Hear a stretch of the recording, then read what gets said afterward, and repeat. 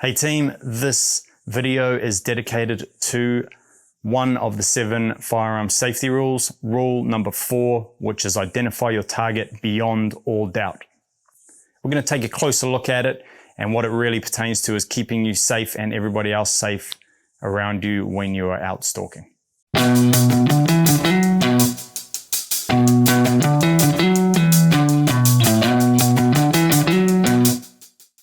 Okay, so what you would have seen in the firearm safety manual, and what I believe is a very, very important point, is everything you see or hear or believe to be a deer, you must think in your own head that that is another person or a hunter until you 110% prove otherwise. If you don't think like that, you are creating a weakness in your decision making and the process you use to identify a target that may one day catch you out. Every time you hear a twig break, every time you think you see something moving, every time you hear a roar coming back at you, you must think it is always a person, another hunter, until you 110% prove otherwise. Most of our fatal misidentification incidents happen by people stalking deer in the bush. So obviously there's been a lot spoken about, but from my angle, I'd like to add this extra piece of information in for you. What I've seen happen and what I've actually done myself is I've not actually taken the time to think about my own state of mind when I've been bush stalking. What I mean is this: something has happened, I've either missed a deer's run off, I've spooked something, I might have seen a big stag. That adrenaline rush and then the preceding adrenaline dump has then caused me to stalk on for 3, maybe 4 hours without taking a break. And I've seen it happen to other people as well. What this does to you is it puts you in the wrong state of mind to be making clear and proper decisions with a firearm. We all know the last rule of avoiding alcohol and drugs because you're not able to make proper decisions. The same thing applies when you've been walking all day in a very stressful bush hunting situation. Maybe you haven't kept hydrated, maybe you haven't kept your food up. Please be aware of your state of mind when you're out hunting, particularly in the bush, particularly on long days. If something happens to spike your adrenaline, I want you to sit down afterwards, get your flask out, have some tea or coffee, eat something, take a quick break. Take stock of yourself before you step off again. 9 times out of 10 when you're sitting there eating something, that's when you'll see a deer walk past anyway.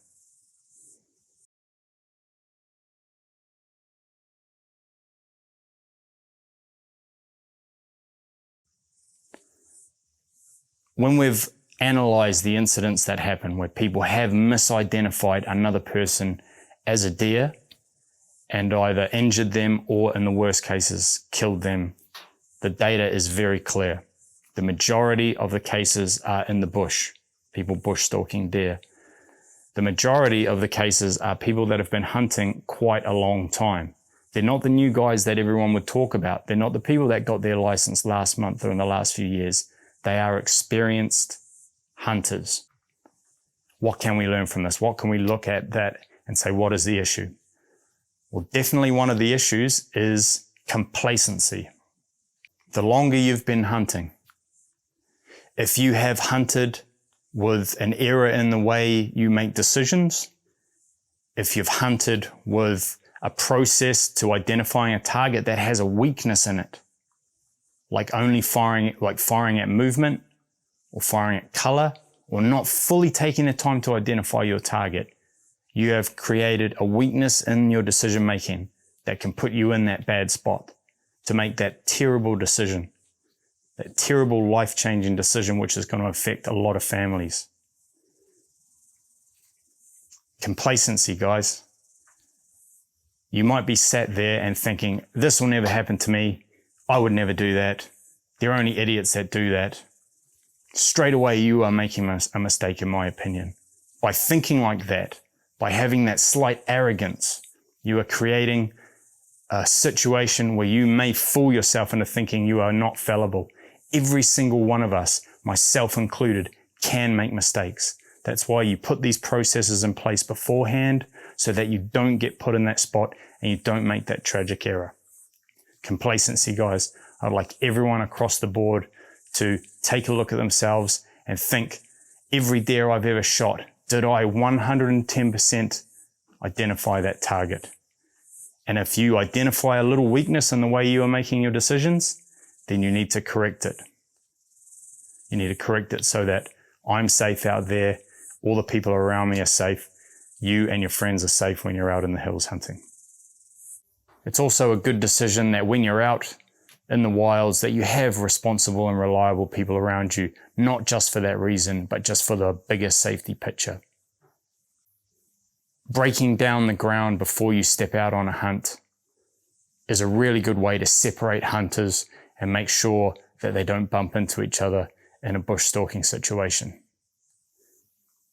Once you break up that ground, are you 100% sure that you won't find your mate coming across those boundaries and hunting either your side of the river or your catchment, which was supposed to be yours for the day? If there's any doubt in your mind that you're hunting with people that might do that sort of thing, you are creating that series of weaknesses that is going to put one of you in a bad spot, and the potential is there for the fatal accident. So what I want to ask you is, who are you hunting with? Are they reliable? Can you trust them? Are they 100% reliable that when you break down the ground before your hunt, meaning you hunt that side of the river and I'll hunt that side of the river, are you 110% sure that they are trustworthy enough to not come across to your side? Okay, team, that's just my take. It's a little bit of extra information on rule number 4, which is identify your target beyond all doubt. Have fun, stay safe, make good decisions, be aware of your state of mind, choose carefully who you hunt with, and never think that it won't be you that makes that mistake.